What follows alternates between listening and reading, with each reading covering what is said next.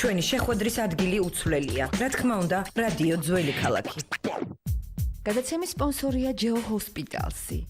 Talk-show-ს პარტნიორია სამშენებლო კომპანია Tobe. რადიაქციის სპონსორია კლინიკა Beaumonde. რა არის ყველაზე მნიშვნელოვანი კლინიკის შერჩევისას? რა თქმა უნდა, ექიმის მაღალი კვალიფიკაცია, ნდობა და სწორი დიაგნოზი. კლინიკის გარემო მაქსიმალურად ეფექტური მკურნალობა.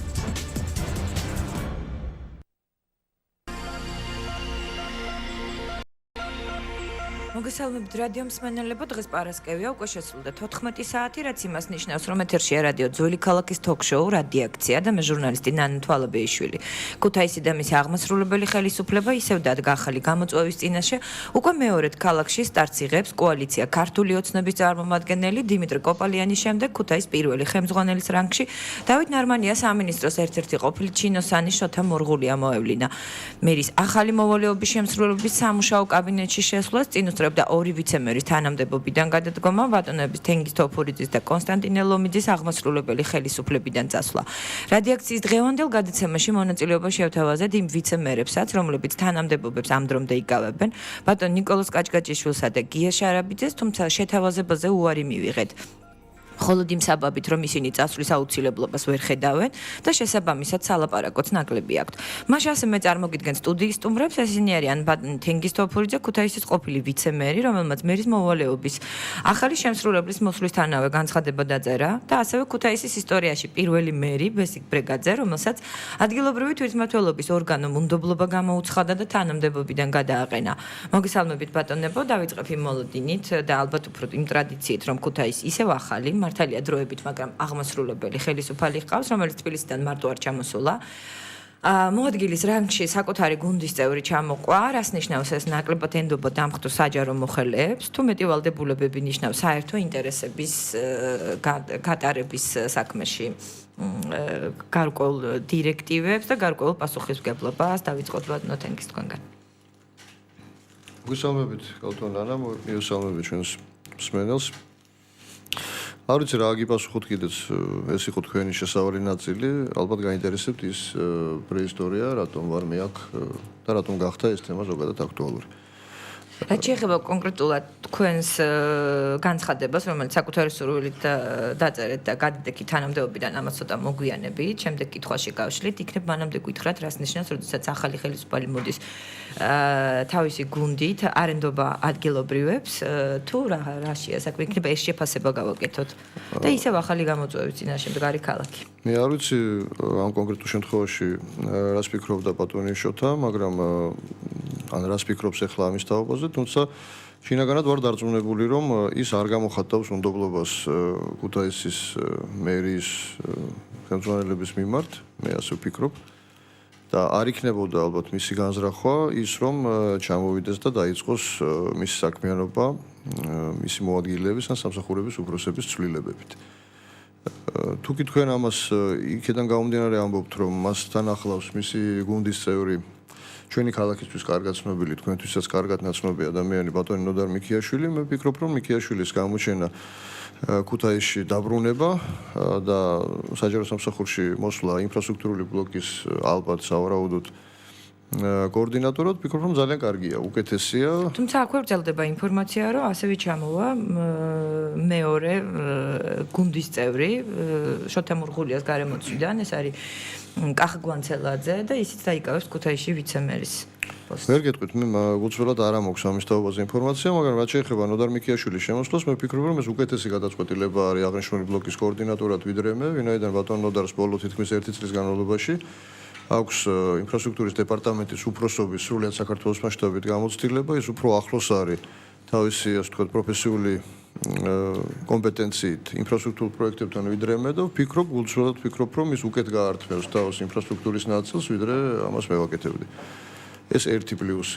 მეც მეორე ის, რომ როდესაც ადამიანი მიდის ისეთ რთულ ქალაქში სამართავად, როგორიც არის ქუთაისი და ბოლო თვეების განმავლობაში განვითარებული მოვლენები ამას ცხადყოფს, რომ აქ თლად დალაგებული არ ყოფილა და არც ახლა არის სიტუაცია, მას ბუნებრივია აკისრია ვალდებულებები, რომელიც უნდა შეასრულოს. ეს მისი პროფესიული და მისი პიროვნული, ვთქვათ, ღირსების საკითხიც არის.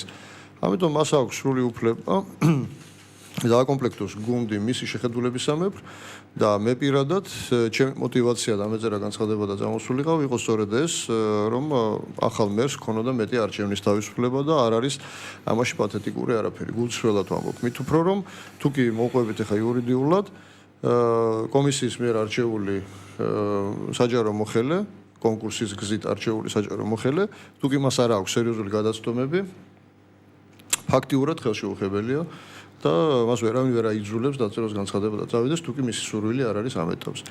მე ჩავთვალე საჭიროდ გადაწყვეტილება მივიღე იმ დილით რა დილითაც ეს საკითხი გახმიანდა ვინაიდან წინა საღამოს მე ვიცოდი უკვე და შევხვდი ბატონ შოთა მურღულიას და ბატონ ნოდარ მიქიაშვილს და ვიცოდი რომ ესე იგი ერთ-ერთი კანდიდატი მერის მოადგილედ განიხილებოდა კანდიდატად განიხილებოდა ბატონი ნოდარი.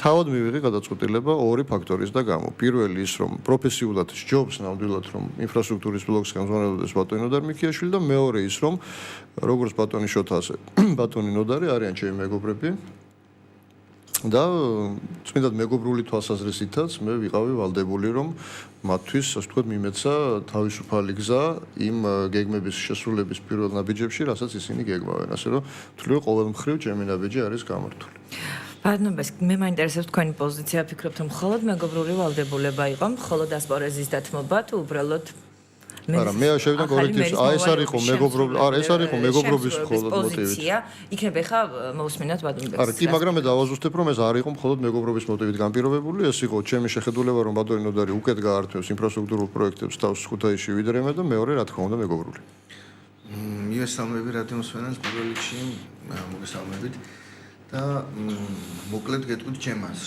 ნებისმიერი პოზიცია, რომელიც საჯარო მოხელე იღებს გადაწყვეტილებას ამა თუ იმ კონკრეტულ სიტუაციაში, მე ვფიქრობ, ცივი გონებით უნდა იყოს აუცილებლად ჩვენ თანაქალაქელებზე, ჩვენს მოსახლეობაზე გათვლილი. ამას იმის გამო ვიძახი, რომ პირველ რიგში ის გადაწყვეტილება, ნებისმიერი გადაწყვეტილება, რომელიც არ უნდა მიიღოს საჯარო მოხელემ, ეს იქნება შესაბამის პოსტზე დარჩენა, იქიდან წასვლა თუ ამ პოსტიდან რაიმე კონკრეტული საქმიანობის განხორციელება, მე ვფიქრობ, რომ ყველაფერი უნდა იყოს მორგებული, კიდევ ერთხელ ვაზუსტებ ჩვენს თანამოქალაქეებისთვის. და ვფიქრობ, რომ ჩემი აზრით ნაადრევია იმას საუბარი, ვინმე ენდობოდა თუ არ ენდობოდა ბატონი მურღულიაც, ესე ვიტყვი, იმიტომ რომ მას პრაქტიკულად შეხება არ ქონია ქალაქში ადამიანებთან კონკრეტულ საქმეში ენახა და გამოეცადა ისინი. აქედან გამომდინარე, ცოტა მე ვფიქრობ, შეიძლება ნაჩქარევიც იყოს ის გადაწყვეტილება, ან სხვა მაღლა იმის თქმა ცოტა რთულია, რომ ვინმეს არ ენდობოდა ქალაქის ხელმძღვანელობაში. მთავარი არის კიდევ ერთხელ ვიძახი, კერძო პირადი ინტერესებს არ მოაგონ ზოგ-ზოგი ერთმა ადამიანებმა თავიანთი გადაწყვეტილებები და იყოს ყველაფერი ჩვენს თანაქალაქელებისთვის და ჩვენი ქვეყნის თანამოქალაქეებისთვის გათვლილი. ჩემი გადმოსახედიდან მე ვფიქრობ, რომ ეს არის უმნიშვნელოვანესი და ბატონმა თენგიზმა ზუსტად ეს დააზუსტა, რომ აქ შეიძლება ხა იყოს ურთიერთობები, იყოს სხვა მომენტებიც ზოგადად მუშაობაში, თუმცა ყველაზე მთავარი არის ქალაქს რაც გამოადგება, რაც წინ წაწევს, ის გადაწყვეტილება მიიღოთ თითოეულმა ჩვენთაგან. ჩვენ ამ ბოლო პერიოდში და რთული ქალაქი ბრძანეთ ქალბატონონა, ალბათ ყველაზე მეტად რთული ქალაქი იმიტომ არის, რომ ამ ბოლო პერიოდში ყველაზე მეტად ქუთაისმა გამოაჩინა თუ როგორი პირადი ინტერესები ამოძრავებს ზოგ-ზოგი ერთ ადამიანებს და რა გადაწყვეტილებებს იღებენ ამ პირადი მიზნების მისაღწევად. ვის ხარჯზე ეს კიდე ცალკე უკვე გამოჩნდება და წლების განმავლობაში თავის თავს იჩენს რა. ბატონო თენგიზ მე მაინტერესებს საპარლამენტო არჩევნების შემდეგ თქვენ გაემიჯნეთ ნაციონალურ მოძრაობას. მიუხედავად იმისა, რომ არ იყავით პარტიის წევრი, გარკვეულწილად გიწევდათ პარტიული დავალებების შესრულება იმ პერიოდში, როდესაც ნაციონალური მოძრაობა იყო მმართველი ძალა. მე მაინტერესებს დღეს, როდესაც დაწერეთ განცხადება ახალ აღმასრულებელს არ დახვდით იმ პოსტზე, ფიქრობთ, რომ თქვენზე მეტად გამოცდილი კადრები მოდიან. ნიშნავს თუ არა მაინც იმას, რომ საბოლოო ჯამში მაინც ვერ დაუნტკიცეთ ერთგულება ახალ მმართველ ძალას? პირველ რიგში ვიტყვი, რომ მე არ გავემიჯნე ნაციონალურ მოძრაობას, იმიტომ რომ ეს არაფერში არ არის საჯარო სამსახურში და ადგილობრივ თვითმმართველობაშიც მათ შორის. მაგრამ თქვენ გიწევდათ პარტიულ დავალებების შესრულება. მე არ არის თქვენ რას ეძახით პარტიულ დავალებებს, იქნებ კონკრეტულად მითხრათ რა დავალებებზე გაქვთ საუბარი და გეტყვით იყო თუ არა ეს პარტიული დავალება. ის, რასაც მე ვასრულებდი ამ ხნის განმავლობაში დაახლოებით 5 წლის განმავლობაში ქალაქ ქუთაისის მერიაში. მე არ ვთვლი რომ ეს იყო პარტიული დავალებები. ეს იყო ნაციონალური მოძრაობის მმართველობის დროს აღმასრულებელი ხელისუფლების დავალებები, რომელსაც მე ვასრულებდი. მე გავემიჯნე არა იმას, რომ რომელიმე პარტიის პოლიტიკური შეხედულებები არ მომწონდა მანამდე. ყველამ კარგად იცის რომ ჩემი პოლიტიკური ასე ვთქვათ, ინტერესები არასდროს გამოვლენილა 80-იანი წლებიდან მოყოლებული დღემდე არც ერთი პარტიის წევრი არ ყოფილვარ და ღია და არ დამიფიქსირებია რომელიმე პარტიის მიმართ სიმპათიები. ეს ჩემი შეხედულება და ჩემი პრინციპებია. მე გავემიჯნე იმას, რაშიც ხშირად ბატონი ბესო, მე ძალიან მწუხვარ ადამიანურად წუხვარ ვინაიდან ვთვლი რომ ჩვენ მეგობრები ვართ რომ მე ამ შემთხვევაში კონტექსტიდან გამომდინარე მომიწია სწორედ ბატონი ბესოს მმართველობაში იმ ბანკიერებების წინააღმდეგ ხმამაღალი განცხადებების გაკეთება რასაც არ ვეთანხმებოდი და ეს მანამდე აქვე მინდა ხაზი გავუსვა ჩვენ პრივატულ საუბრებში არაერთ გზის ჰქონდა ბატონ ბესოსთან ასაუბრები და მე ვიცი რომ ისიც არ ეთანხმებოდა ბევრ საკითხს მაგრამ პოლიტიკური კონიუნქტურიდან გამომდინარე ზემდგომების დავალებებიდან გამომდინარე თუ რაღაც სხვა ფაქტორებიდან გამომდინარე ის მე ვიცი დარწმუნებული ვარ რომ მინახავს ჩემი თვალით რომ იძულებული იყო რიგ შემთხვევებში მიიღო ის გადაწყვეტილება, რასაც თავადვე თვლიდა რომ არ იყო ისარები რომ იმ პერიოდის მერიაში იყო პოლიტიკა შესული ყველა პოლიტიკა არის ყველგან შესული სამწუხაროდ. ჩვენ გვავიწყდება სამწუხაროდ ისიც რომ თვითმმართველობა და ზოგადად საჯარო სამსახური არის აპოლიტიკური, ასე ვთქვათ, სახელმწიფოებრივი სტრუქტურები და შედის რა თქმა უნდა პოლიტიკა და მაშინაც შესული იყო, ეხლაც შესული აღმასრულებელი ნაწილია. აღმასრულებელი ნაწილი რა თქმა უნდა, დიახ, იმიტომ რომ რა თქმა უნდა საგრებულო დაკომპლექტებულია მათ შორის პარტიული ნიშნით. მაგრამ პარტიული ინტერესები არასდროს არ უნდა ახდენდეს გავლენებს აღმასრულებელი ხელისუფლების გადაწყვეტილებებზე და ამიტომ აქედან გამომდინარე მე ვთვლი რომ არასდროს მე არ წავსულვარ არც ერთი პარტიის პოლიტიკური შეხედულებების ან პოლიტიკური მრწამსის წინააღმდეგ მე ყოველთვის ცალსახად ვამბობდი იმ მანკიერებებზე რაც იყო არა პოლიტიკასთან კავშირში არამედ უშუალოდ აღმასრულებელი ხელისუფლების საქმიანობასთან ეს იყო გადაჭარბებული ადმინისტრაციული ხარჯები შეგახსენებთ ეს იყო გადაჭარბებული საშტატო მატება ეს იყო მთელი რიგი არაფორმალური თუ არაკანონიერი ასე ვთქვათ სიტუაციები რაზეც აუცილებელი იყო ალბათ რომ გვესაუბრო ასე რომ მე არ ვთვლი რომ რომელიმე პოლიტიკური პარტიის წინააღმდეგ წავედი ან რომელიმე პოლიტიკური პარტიის სიმპათიის დამსახურება ვცადე. იმიტომ რომ მე ბუნებრივია მაშინაც მქონდა შესაძლებლობა რომ ყოფილიყავი ნაციონალური მოძრაობის წევრი და არა რიგითი წევრი, იმიტომ რომ მქონდა მე ამის გზა მიმეღწია ამისათვის და ეხლაც რა თქმა უნდა ერთხელ მაინც გავაკეთებდი განაცხადს რომ მინდა გავხდე რომელიმე კოალიციის რომელიმე სუბიექტის პარტიის წევრი მაგრამ ეს ინტერესი ჩემში ზოგადად არ დევს და არ ვფიქრობ რომ ვინმე სიმპათია ანტიპათიებზე არის დამოკიდებული ჩემი ასე ვთქვათ საჯარო გამოშვები თუ გადაწყვეტილებები ბატონობის მე მაინტერესებს თქვენი შეფასება ამ ხრივ იქნებ მითხრათ რა მანკიერ მხარეებზე იყო საუბარი რა პრივატული საუბრები არსებობდა რა საპროტესტებდა მაშინ ჯერ კიდევ ნაცმოძრაობის მმართველობის პერიოდში ბატონი თენგიზი და როგორ უყურებთ ვერ შეძლო თუ არა მართლა სიმპათიის მოპოვება ახალ მმართველ ძალასთან ჩემი აზრით თუ გაინტერესებთ კონკრეტულად ვიტყვი რომ ბატონ თენგიზს ალბათ არც უცდია თუ როეცა და თავისთავად დაფიქსირებებშიც მის გამოსვლებშიც თუნდაც ნებისმიერ გადაწყვეტილებაშიც ალბათ უფრო კაფეო შეიძლებოდა ამის გამოხატულება და შესაბამისად ხაზგასმა რა. მე ვფიქრობ, რომ ყოველ შემთხვევაში ის როგორც აღმასრულებელი ისე იქცეოდა და მიიღებდა გადაწყვეტილებებს, ჩემი აზრით. თუმცა უნდა დავაყოლო და უნდა ვთქვა აუცილებლად ის განსხვავებები და ის ასთა სხვადასხვაობა თუნდაც თანხმედრაც, რომელიც არსებობდა რამოდენიმე ხნის წლების განმავლობაში, არ ვიცი უკვე რამოდენიმე ხნის პერიოდის, რამოდენიმე თვის წინ რაღაც აღნიშნე და ეხაც მინდა რომ ხაზი გაუსვა რომ ზოგიერთი ადამიანი პირადი ინტერესებისთვის იყენებდა თუნდაც შემიძლია ვთქვა რომ შეგვიძლია რომ დავაკონკრეტოთ კი არა მაქვს პრობლემა არანაირი პრობლემა არ მაქვს შემიძლია დავაკონკრეტოთ და ვთქვა რომ იმ საბაბით რომ საშტატო ერთეული იყო გაზრდილი მაგალითად რამოდენიმე არასამთავრობო ორგანიზაციამ შექმნა კოალიცია აი თვეების წინ ვიძახი და თავისი ხედვა ესე ვთქვათ გამოხატა თუმცა არ დაუფიქსირებია და რაიმე დოკუმენტი არ შეუქმნიათ ამასთან დაკავშირებით და სრულად შემთხვევით შემდეგ შეიქმნა ასე ვთქვათ საატესტაციო კომისია თქვენ ხედულობაში ყავთ ზურაბ ხურციძე კი ბატონო არ არის პრობლემა თუნდაც ზურაბ ხურციძე რომელიც ამ კომისიის წევრი გახდა შემდეგ რა ვიცი როგორ რანაირად მისი ოჯახის წევრი აღმოჩნდა ერთ-ერთი სამსახურის უფროსის მოადგილე და რა ვიცი გადაწყვეტილებები რომლებიც საშტატო ერთეულს შეეხებოდა და თუნდაც გაზრდას თუ შემცირებას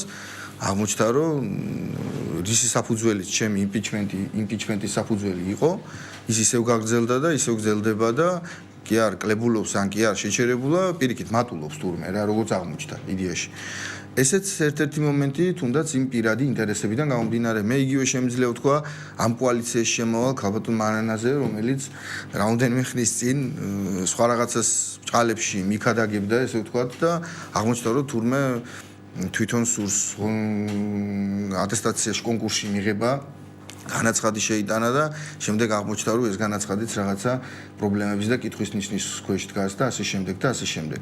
ანუ რაღაც მიკერძოებაზე დაიწყო ამ ადამიანმაც საუბარი.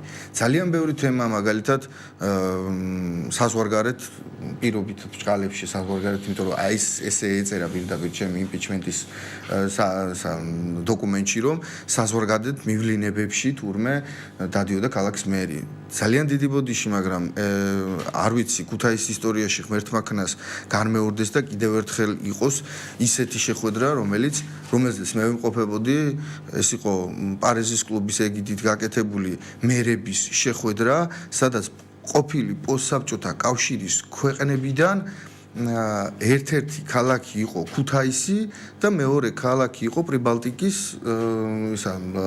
ლატვიის ქვეყნიდან და აი ფიზიკურად არც უკრაინა, არც სომხეთი, აზერბაიჯანი, არც ერთი ეს ქვეყნები არ ყოფილა და იმდენს მივახციეთ იქ შეხვედრაზე, რომ ფაქტიურად გზად იყვნენ შემდეგი სამუშაო შეხვედრა ქუთაისში ქალაქში ჩაეტარებინათ რა. ეს ნიშნავდა, რომ წამყვანი ევროპული ქვეყნების ქალაქების ხელმძღვანელები უნდა ჩამოსულიყვნენ ქუთაისში. ჩვენთვის ეს იყო ტურიზმიც, განვითარებაც, ინოვაციაც, ყველაფერი რაც კი შეიძლება ქალაქში ყოფილიყო.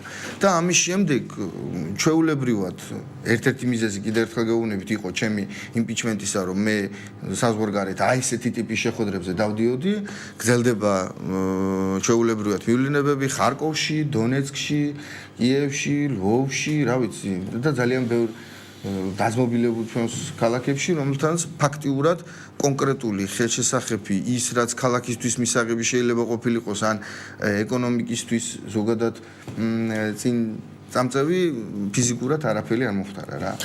აი მე მაინტერესებს, გინდათ არ გინდათ პრეცედენტი შექმნით პირველი ხართ ქუთაისის ისტორიაში, რომელიც არის უნდობლობით გადაყენებული და ეგრეთ წოდებული გაიმპიჩმენტებული მერი.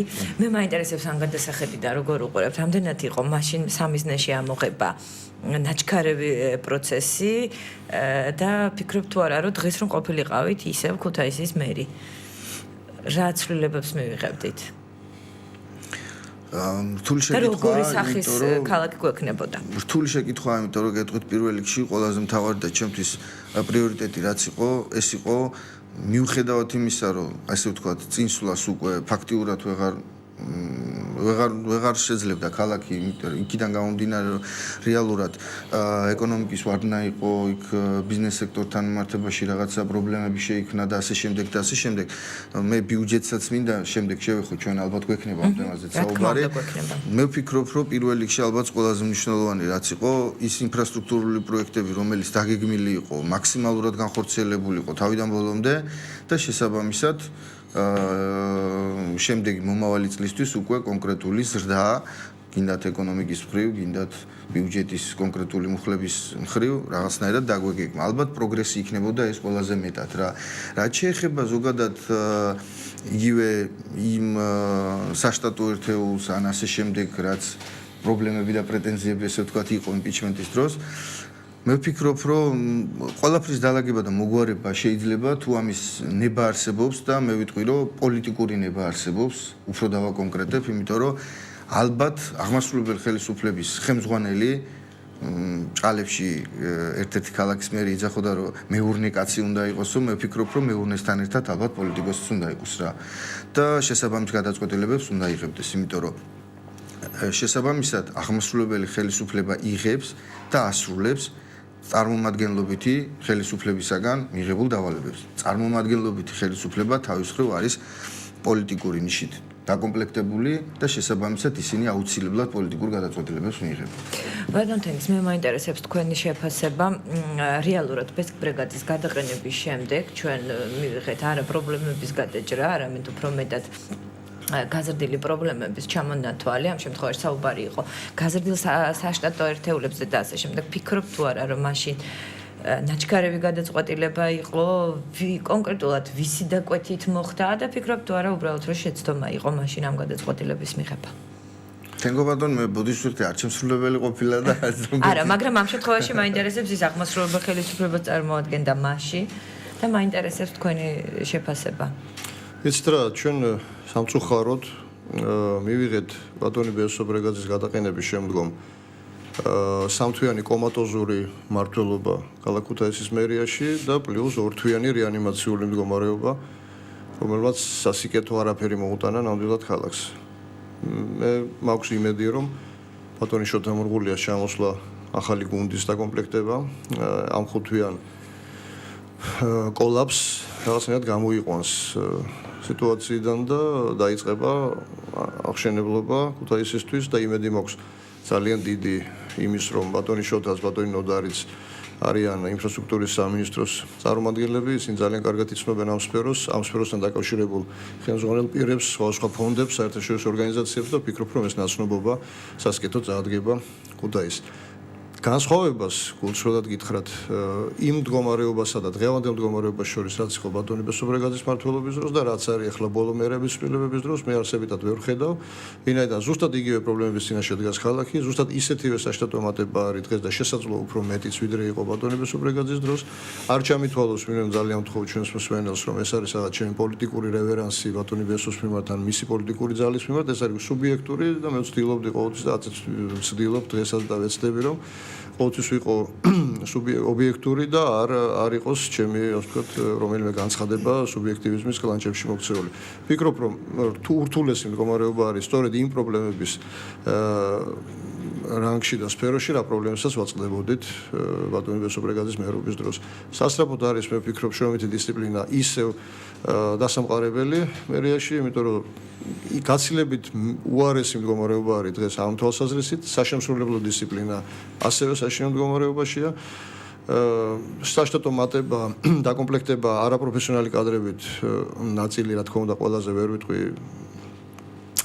მოვიდნენ ახლები პროფესიონალები და ასევე არაპროფესიონალებიც დაგვიბრუნდნენ სამწუხაროდ ხელმძღვანელობის უნიათობით ის ადამიანები, ვინც წესით თვითმმართველობაში, ვისაც ეს არაფერი ესაქმება.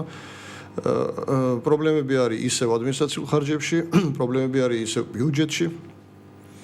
ანუ თვლი რომ არსებითი ცვლილება უკეთესობისკენ ამ ხის განმავლობაში ქუთაისის მერიაში არ მაშინ მოხდა. რას ერჩოდნენ ბესიკ ბრიგადის სანის მე გაგცნობ პასუხს ბოდიშურთი რა, მართლა ისე გამოდის რომ თენგოს არც შეუსრულებია და არც დაუკეთია და თენგის რა უბრალოდ ამ კითხვას მე მინდა გავცე პასუხი. ეს იყო ალბათ ის მუხტი, ის ტალღა, რომელმაც 2012 წლის აგვისტოში გადაიარა და შესაბამისად ჩვენზეც ესე ვთქვათ თვითმმართველობაზეც ამ ტალღამ გადაიარა.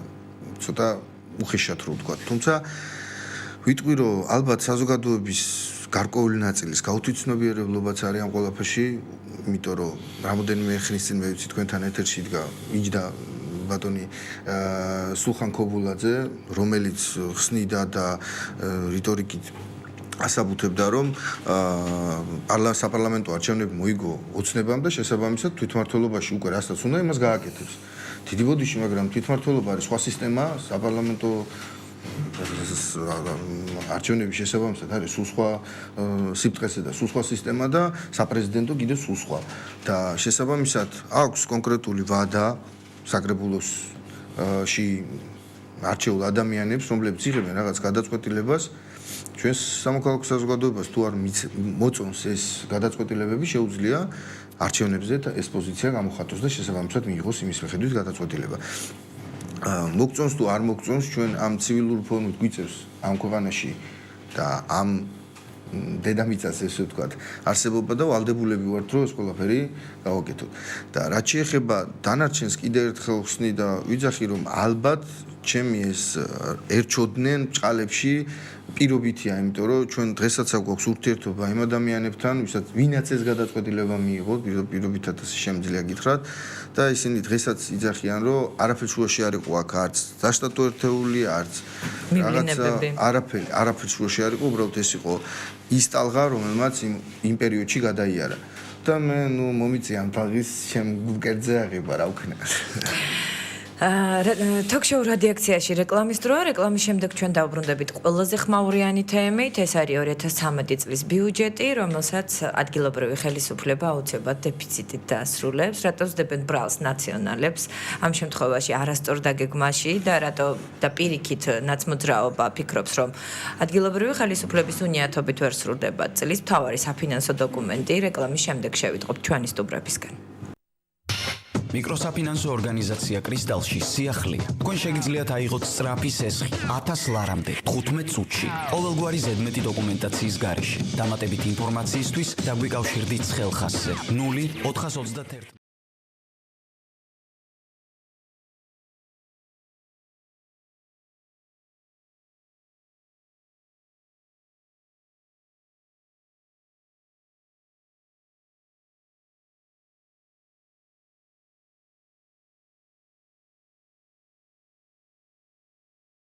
ცხოვრების საუკეთესო წუთები ჩვენთან.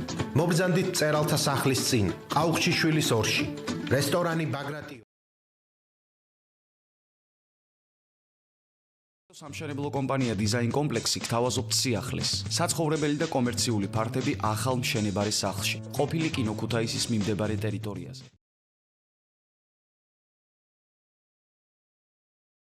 დღეს და ისარგებლეთ 2 წლიანი უპროცენტო განვადებით. დაგვიკავშირდით ტელეფონზე 0431 26 32 32. საპროექტო სამშენებლო კომპანია დიზაინ კომპლექსი.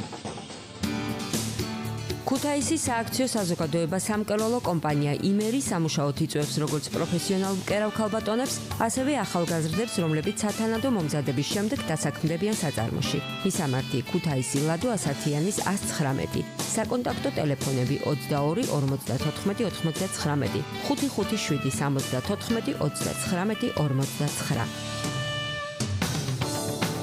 აუდიტორმა კონცერნმა ცოდნისამ ქალაქ ქუთაისში გახსნა რეგიონული ფილიალი. პირებს, რომლებიც დასავლეთ საქართველოში ეწევიან ბიზნესს, კონცერნის თავაზობს აუდიტორული, საკონსულტაციო და საბუღალტრო მომსახურების სრულ სპექტრს. ასევე ჟურნალ აუდიტი აღრიცხვა ფინანსების გამოწერას. ჩვენი უპირატესობებია: მაღალი რეპუტაცია, სანდოობა, ხარისხი და 16 წლიანი გამოცდილება. ტელეფონი 579 31 0202. მისამართი ქუთაისი დავით აღმაშენებლის გამზირი ნომერი 4. უპირატესობა შედეგია ცოდნისა. აუდიტური კონცერნი ცოდნისა. თქვენი ფული ფლობს გამრავლების თვისებას. არ გჯერათ 24 10 79 ძველი ქალაქის სარეკლამო სამსახური. ითამაშე ლოტო დღეს და მოიგე ჯეკპოტი 500,000 ლარზე მეტი. ქუთაისის სააქციო საზოგადოება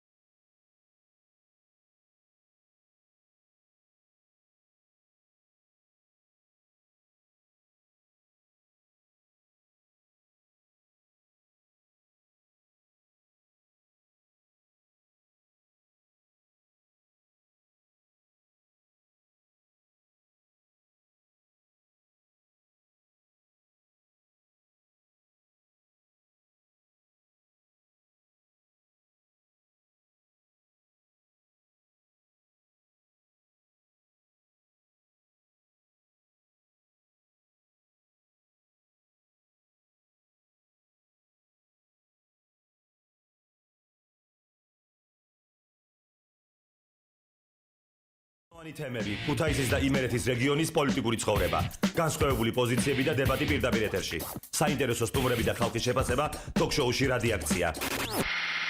ყოველ ორშაბათს და პარასკევს 14 საათზე რადიაქცია swams კითხვებს, აანალიზებს პასუხებს და იღებს ვალდებულებას. პირველებმა შეიტყოთ ყველაფერი თქვენს ქალაქსა და თქვენს რეგიონზე. ჩვენი შეხვედრის ადგილი უცვლელია. რა თქმა უნდა, რადიო ძველი ქალაქი. გადაცემის სპონსორია Geo Hospitalsi. Talk-show-ს პარტნიორია სამშენებლო კომპანია Tobe. რადიაქციის სპონსორია კლინიკა Beaumonde. რა არის ყველაზე მნიშვნელოვანი კლინიკის შერჩევისას? რა თქმა უნდა, ექიმის მაღალი კვალიფიკაცია, ნდობა.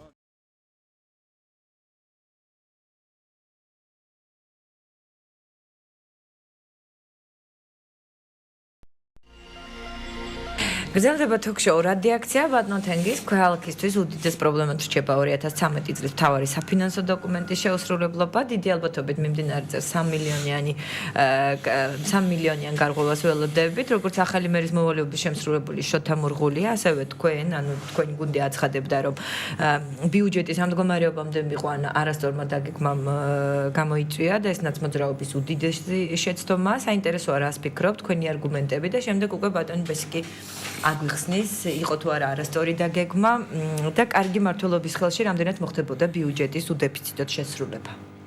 იცით ახლა ვერ დავიჩემებ რომ მაინდა-მაინც კომპეტენტურ პასუხებს გაგცემთ ამ სფეროში, ვინაიდან არ უხელმძღვანელობდი ამ სფეროს და მაქვს როგორც ერთ-ერთ საჯარო მოხელეს ხელმძღვანელ პირს ამასთან შეხება, მაგრამ ჩემი შეხედულება ესე ზოგადად აბაჯოვია ბატონმა ბესომ ამის თაობაზე ისაუბროს თავად, იმიტომ რომ მას აქვს სამინისტროში მუშაობის დიდი გამოცდილება სწორედ ამ მიმართულებით და ალბათ უკეთეს პასუხს გაგცემთ, მაგრამ მე ერთი ფაქტი რაც მე მაშინაც გავახმიანე და ეხლა შემიძლია ვთქვა რომ დიდად არაფერი შეცვლილა, ეს იყო ჩვენი კაპიტალური შემოსავლებიდან, ანუ მიწების და ქონებების გაყიდვიდან 4 მილიონი ნახევარი დაგეგმილი ბიუჯეტიდან შესრულებული მაშინდელი მდგომარეობით 9.15%, ეხლა დაახლოებით 12% არის.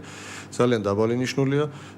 გაზრდილი შემოსავლები მოსაკრებლებში, თუმცა აქვე მინდა ვთქვა, რომ დასუფთავების მოსაკრებელი, რომელიც 400.000-ით გაიზარდა, შესრულებულია ფაქტიურად დაახლოებით 150.000-ია დარჩენილი ხა წლის ბოლომდე და შესრულდება დარწმუნებული ვარ ამაში და ვთვლი რომ ეს ერთ-ერთი ჩემი მერის მოადგილის რანგში ყოფნის დროს ერთ-ერთი კარგი ფაქტია, რასაც ვთვლი რომ სამსახურთან ერთად ჩემი დამსახურებაც არის ნაწილობრივ, მაგრამ მინდა ასევე ვთქვა ის რომ რატომ არ შესრულდა 4 მილიონი ნახევარი ქონებების გაყიდვით შემოსულობა უთესის ბიუჯეტში.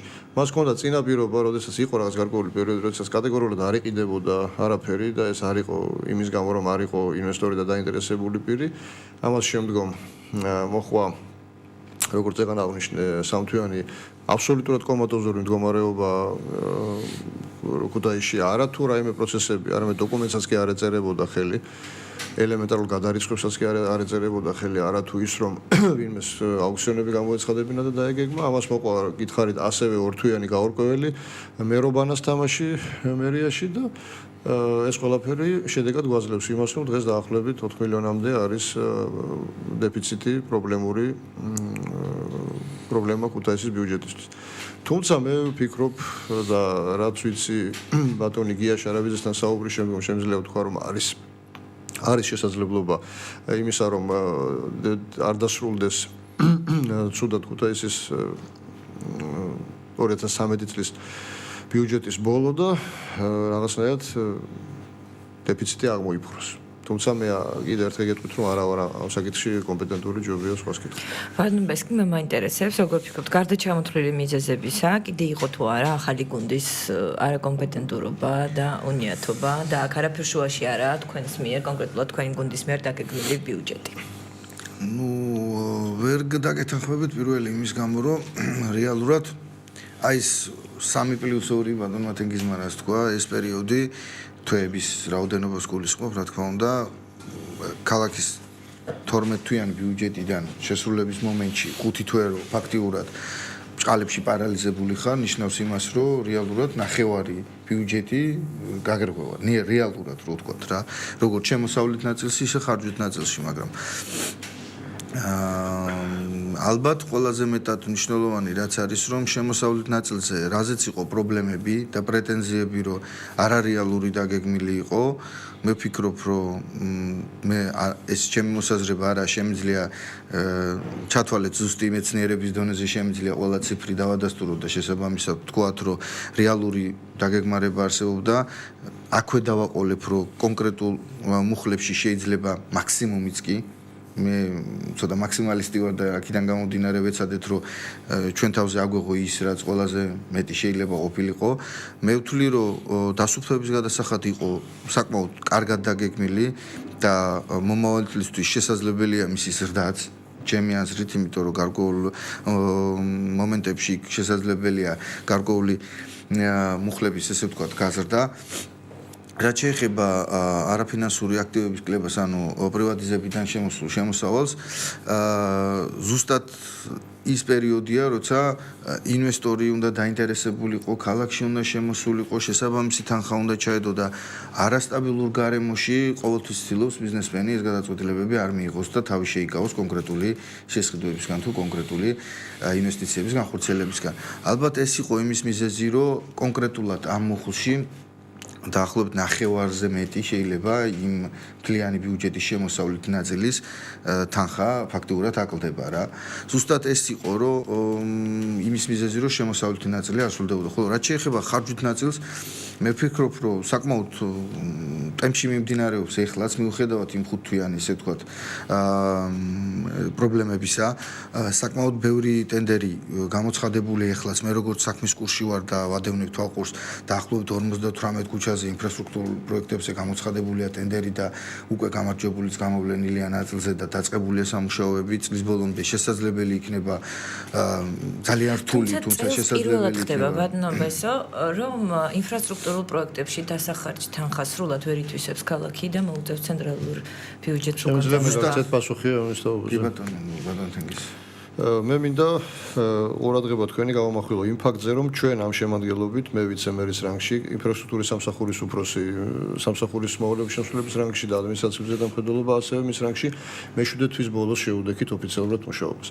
ანუ მას შემდეგ რაც დავინიშნეთ, ჩვენ დავიწყეთ, ასე ვთქვათ, სასტრაფო წესით გამოცხადება საპროექტო წინადადებების ქუჩებზე, ვინაიდან როცა მოვედით დავხვდა მხოლოდ 35 ქუჩის პროექტი, აქ შერეული ტიპის იყო გზის საფარი, იყო მიწისქვეშა კომუნიკაციების, რა თქმა უნდა, პროექტში.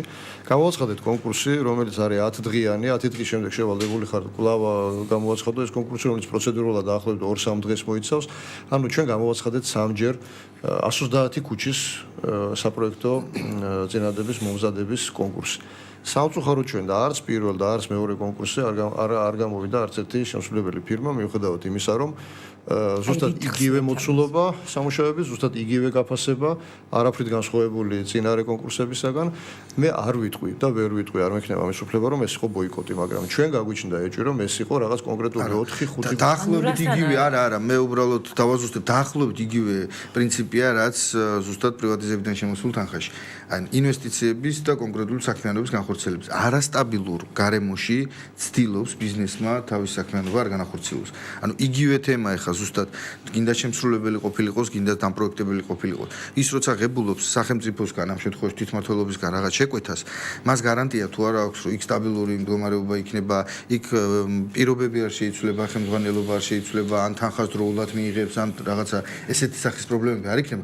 ამ შემთხვევაში იღებს მონაწილეობას და შესაბამისად ამ შეკვეთასაც ასრულებს. მაგრამ როცა ესეთი ტიპის გარანტია არ არსებობს და მერყეობს დღეს ერთი ახვალ მეორეა, ზეგ პირობა შეიცვალა, მასზე რაღაცა არ მოეწონათ და საერთოდ არ გადაუხადეს თანხა.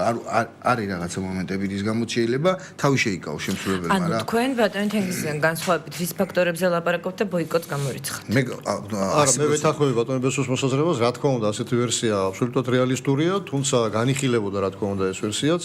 მაგრამ ჩვენ მაინც ვარჩიეთ უფრო წავსულიყავით ჩვენი ფიქრით რა თქმა უნდა და არა ფაქტობრივი და არა საჯარო განცხადებებით რომ ეს გავდა ბოიკოტს. ჩვენ რატომღაც უბრალოდ ერთს დავაკონკრეტებ და მიხვდებით რომ ბოიკოტი ცოტა შეუძლებელი იქნებოდა ფიზიკურად რაიმენაირად განხორციელებული იყო. იმიტომ რომ ელექტრონული ტენდერია თქვენ ელექტრონული ტენდერი ტარდება მთელი საქართველოს მასშტაბით და უმეტესი პროექტების პროექტებს ხან ჰოთელები იგებენ, ხან ბათუმები, ხან თბილისლები და ფიზიკურად შეუძლებელი იყო საქართველოს მასშტაბით ბოიკოტი. კონტრარგუმენტს გეტყვით მაგისას.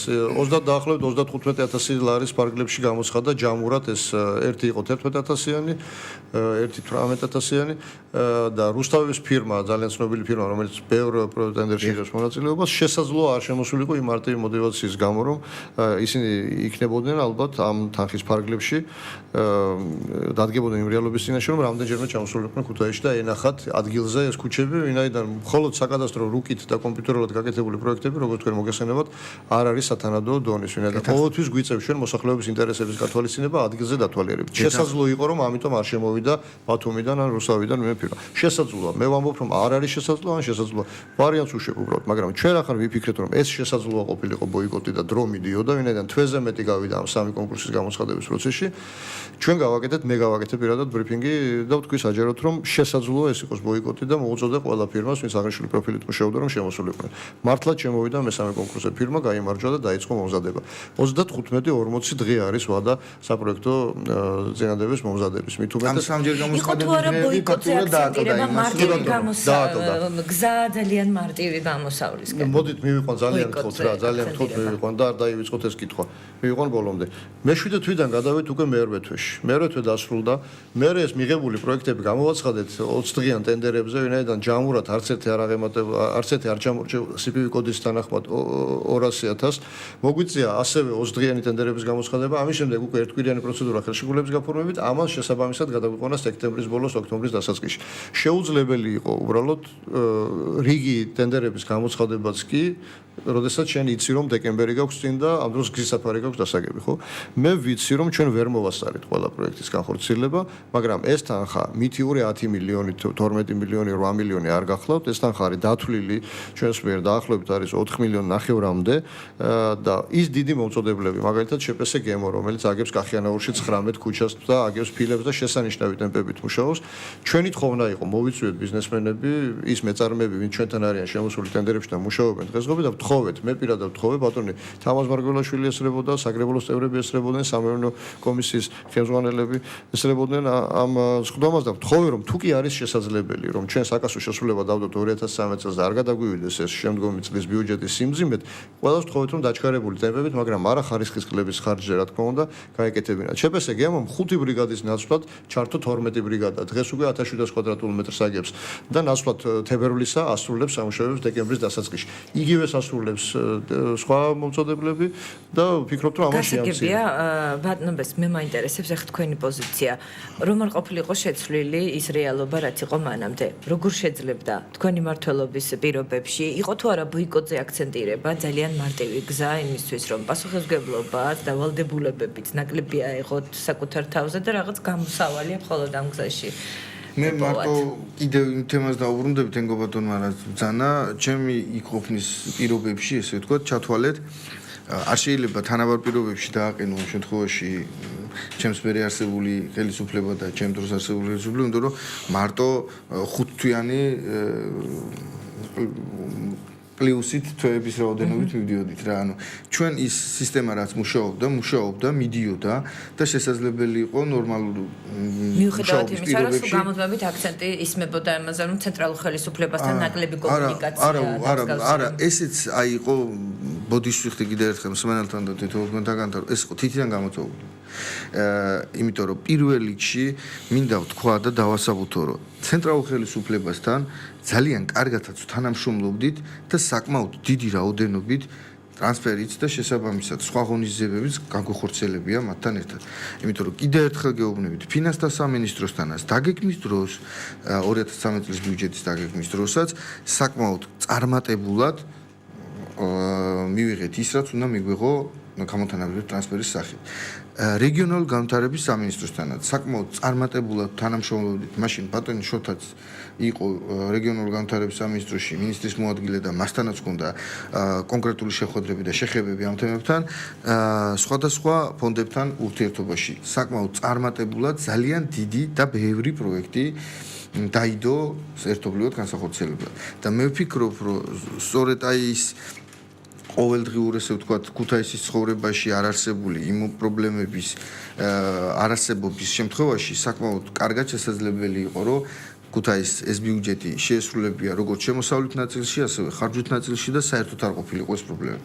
თუმცა კიდევ ერთხელ გეუბნებით, მე თავშივე ვთქვი და მე არც სამსახელების გვარების ესე ვთქვათ თქმას არ მოვერიდები არასდროს, გარკვეულ ადამიანებს კონკრეტული ინტერესებიდან გამომდინარე რაღაცა გადაწყვეტილებების მიღება მიუწიათ ან ზეწოლა გადაწყვეტილების მიმღებ ადამიანებზე და რაღაცა წალებში არ ვიცი რა სიტყვა ვიხმარო ამათი აკვიატების გამო ფაქტიურად მოხდა ეს პრობლემები რაც ქალაქში მივდივართ ყველაზე მთავარ თემასთან და ფაქტიურად ჩვენი ეთერის დროც იწურება მე მაინტერესებს ორივე თქვენთაგანის პოზიცია მაინტერესებს ძალიან მნიშვნელოვანია ბიუჯეტის შესრულება მნიშვნელოვანია ინფრასტრუქტურული პროექტების განხორციელება მაგრამ ქუთაის ბოლო პერიოდში საპარლამენტო არჩევნების შემდეგ ეს ქალაქი მიეჩვია ერთი კონკრეტული პარტიის მხედველობაში მყავს საქართველოს პატრიოტთა ალიანსის მიერ კარნახით მოქმედებებს პოლიტიკური გადაწყვეტილებების მიღებას მე მაინტერესებს ჩვენ მქონდა ქართული კოალიციის პირველი წარმოგზავნილი მერი ამ შემთხვევაში ეს ხო დიმიტრი კოპალიანი რომელიც უკვე მან გაასწრო ზეწოლასაც და შანტაჟსაც და უბრალოდ ვერ გაუძლო ეხა უკვე ყავს მეორე კანდიდატურა ეს არის შოთა მურღულიას სახით ასევე ქართული ოცნებიდან წარმოგზავნილი მე მაინტერესებს შეძლებს თუ არა ახალი მერის მოვალეობის შემსრულებელი გაუძლოს ინტრიგებს დაასრულოს ერთპიროვნული მმართველობა როგორც საკადრო პოლიტიკაში ისე ზოგადად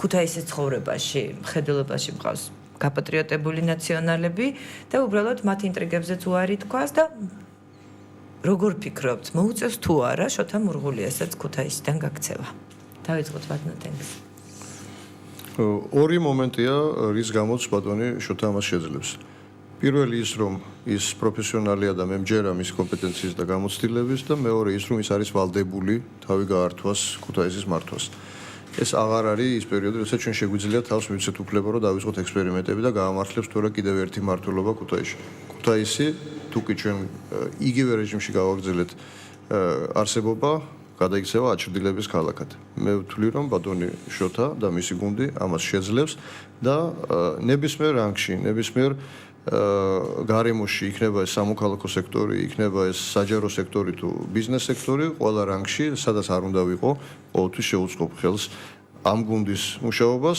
იმ მარტივი мотиваციის გამო, რომ ქუთაის აღარ აქვს იმის უფლება დაუშვას შეცდომები. ბატონო, თქვენი მოლოდინი რა იქნება? მე ბატონ თენგოს ბოლო წინადადებაზე კომენტარს გავაკეთებ და უფრო მეტს ვიტყვი, ნებისმიერი გუნდის მუშაობის შემთხვევაში რომელიც ამ ქალაქს ემსახურება და ჩვენს თანაქალაქელებს ემსახურება, მე მზად ვარ გვერდში დავუდგე. გინდათ სამოქალაქო სექტორიდან, გინდათ სამოქალაქო სექტორთან მოდელშია. ხო, რა ვიცი, საიდანაც არ უნდა იყოს, გინდათ ხელება გაბიძებული, იმიტომ რომ ამ ქალაქში ჩვენ ცხოვრობ, ჩვენი შვილები ზრდებიან და ჩვენი შთამომავლობა უნდა გაიზარდოს და მე მინდა რომ რაც შეიძლება კარგი ქალაქი იყოს და რაც შეიძლება კარგ პირობებში იზრდებოდნენ ჩვენი დაუბრუნებლები. როგორ შეძლებს ახალი მერის ახალი მოვალეობის შემსრულებელი? კი ბატონო, გეტყვით რომ პირველ რიგში მე ჩემი გადადგომიდან დავიწყებ და ვიტყვი რომ როცა გადავდექი განცხადება გავაკეთე და ვთქვი რომ მე ვემორჩილები საკრებულოს გადაწყვეტილებას სამწუხაროდ რეალობა ესეთი გვაქვს რომ არჩეულია ეს ადამიანები საკრებულოში და მათი ვადა გადის იმ დროს რომ იწურება რომ იმ დროს როცა ახალი თვითმმართველობის არჩევნების შედეგები გამოცხადდება მანამდე ვალდებულები არიან და სხვა გზა ფაქტიურად არ არსებობს სიმართლე რო გითხრათ დაემორჩილონ და მიიღონ გადაწყვეტილებები იმ ადამიანებთან ერთად იმუშაონ ვინც ეხლა ამ წუთში წარმოადგენს ადგილობრივ თვითმმართველობას და ალბათ ახალი მერის მოვალეობის შემსრულებელსაც ვალდებულება ექნება ესეთი რომ ეს ტვირთი უღელი მიიტანოს თუ შეძლებს რა თქმა უნდა მე უსურვებ რომ შეძლოს და კიდევ ერთხელ გეუბნებით მე ვერ წარმომიდგენია ადამიანს ქუთაისელს ზოგადად წარუმატებლობა ვინმესი გაუხარდეს რომელიც მას ეხება უშუალოდ მას ჩვენ ქუჩაზე იგება გზა ჩვენ ბაღებში იმ ბაღებში დავყავს ბავშვები რომლებსაც ის ხელისუფლება და თანხას უხდის და ასე შემდეგ და ასე შემდეგ ანუ ჩვენი გადასახადებით ხდება ეს ყველაფერი ანუ წარმოუდგენელია, რომ არ გვინდოდეს ვინმეს წარმატება ამ ქალაქში. მაგრამ ჩვენ გვაქვს თავარ მოწინააღმდეგე ძალასთან ამ შემთხვევაში შეხება, ეს არის პარტია, რომელიც საკრებულოში უმრავლესობით არის. 12 დეპუტატით არის წარმოდგენილი, მას შეუძლია აღმასრულებელი ხელისუფლების ნებისმიერი გადაწყვეტილება შეაჩეროს, მათ შორის იგივე სცენარი გაიმეოროს და უბრალოდ იმპიჩმენტი გამოუცხადოს. მე მაინტერესებს, რამდენად შეესწრებს და როგორ ფიქრობთ, რამდენად ის სტაბილური გარემო გვექმნება ქუთაისელებს და მივიღებთ მერს თვითმმართველობის არჩევნებამდე ესე შენარჩუნება. სწორედ ამის გამო ვთქვი, რომ გარკვეულწილად მერი უწევს გინდა თუ არ გინდა მეურნე კაცის გარდა იყოს პოლიტიკოსი. ანუ მოუწევს რაღაცა პოლიტიკური, ესე ვთქვათ, თამაშის ბჭყალებში განხორციელება ამ ადამიანებთან, ვინც არჩეულები არიან და შესაბამისად ამ გადაწყვეტილებებს იღებენ.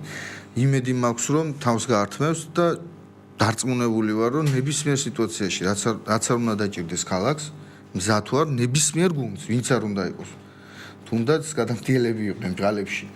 მე მზად ვარ რომ დაუდგე. თუ ის ჩვენ ქალაქს, ჩვენს თანაქალაქელებს კონკრეტულ გადაწყვეტილებებს მის სახით ეხმარება და გვერდში უდგოს.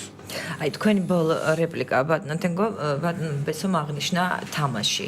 თამაში საკუთარი წესებით მოუწევს ამ შემთხვევაში შოთა მურღულიას თუ თამაშის წესებს შესთავაზებენ მას როგორც ეს პრაქტიკაში და სამწუხაროდ პრაქტიკაში აქვს ქალაქს. ჩემთვის არ არსებობს საჯარო მოხელისთვის ინდივიდუალური თამაშები, არსებობს სახელმწიფოებრივი თამაში, რასაც ქვია კანონი, კონსტიტუცია და მე დარწმუნებული ვარ. ამ დრომდე ქუთაისმა ვერ დაგვანახა. მე დარწმუნებული ვარ, რომ ბატონი შოთა იმოქმედებს კონსტიტუციით და კანონით.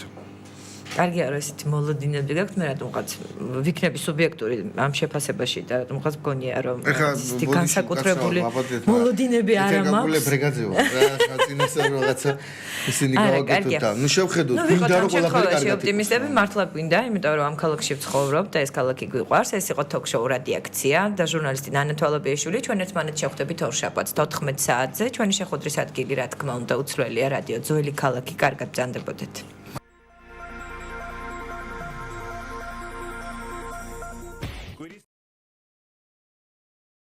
პოლიტიკური ცხოვრება, განსხვავებული პოზიციები და დებატი პირდაპირ ეთერში. საინტერესო სტუმრები და ხალხის შეფასება ток-შოუში რადიაქცია.